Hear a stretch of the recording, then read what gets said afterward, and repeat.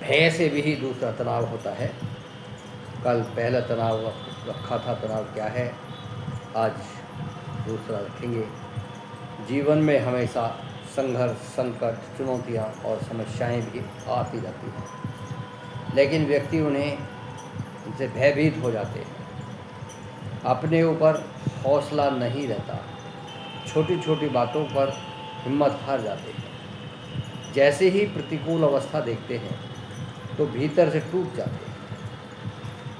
यह पूरा जीवन कदम कदम पर संघर्ष और चुनौतियों से भरा पड़ा है। जीवन को एक शुद्ध और युद्ध की संज्ञा भी दी गई है।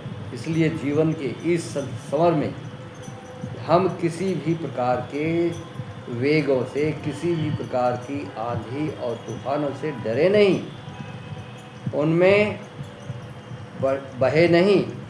तनाव का एक कारण होता है आत्मग्लानि, अपने ऊपर ही भरोसा नहीं होता, आत्महीनता का भाव। जैसे मैं कुरूप हूँ, मैं बलहीन हूँ, मैं बुद्धिहीन हूँ, मैं शक्तिहीन हूँ, ऐसे आत्मग्लानि से भरे हुए भावों से अपने को भीतर ही भीतर कमज़ोर कर देते हैं। अपने प्रारब्ध को, अपनी किस्मत को, अपने आप को कोसते रहते हैं और अशांत होते रहते हैं। इस प्रकार तनावग्रस्त हो जाते हैं कि मन में निरंतर एक ही चिंतन चलता रहता है कि अब मैं कुछ नहीं कर सकता हूँ। शरीर में से लेकर मन, बुद्धि, कुछ भी हो, साथ नहीं दे रहा है। सोचते सोचते निराशा में ही डूब जाते हैं, अशांत हो जाते हैं। अशांतस्य कुतः सुखम। व्यक्ति इस प्रकार से इस अशुभ, नकारात्मक, विध्वंसक, निराशवादी विचारों से घिर करके गलत कर लेता है और फिर वो गलत उसके सामने बार बार आता रहता है।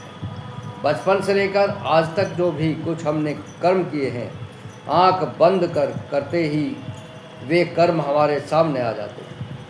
यदि स्वयं के प्रति कुछ गलत किया है, जैसे जब पढ़ाई का समय था और पढ़ाई ना करके व्यर्थ के कार्यों और भ्रष्ट चेष्टाओं के समय बर्बाद किया, तो मन में भाव आता है कि मैंने कितनी मूर्खता की है, कितनी नादानी की है। जब पता लगा कि मैंने माता पिता के साथ भी गलत किया है, उनके साथ अच्छा व्यवहार मैंने नहीं किया है, सेवा नहीं की है, आज्ञा का पालन भी नहीं किया है, उनका दिल भी दुखाया है और उनकी सही बातों को मैं नहीं मानकर अपनी मनमानी भी मैंने की है, तो उनकी आत्मा को चोट पहुंचाकर उनको आहत किया है, तो उससे भी आत्मग्लानि होती है।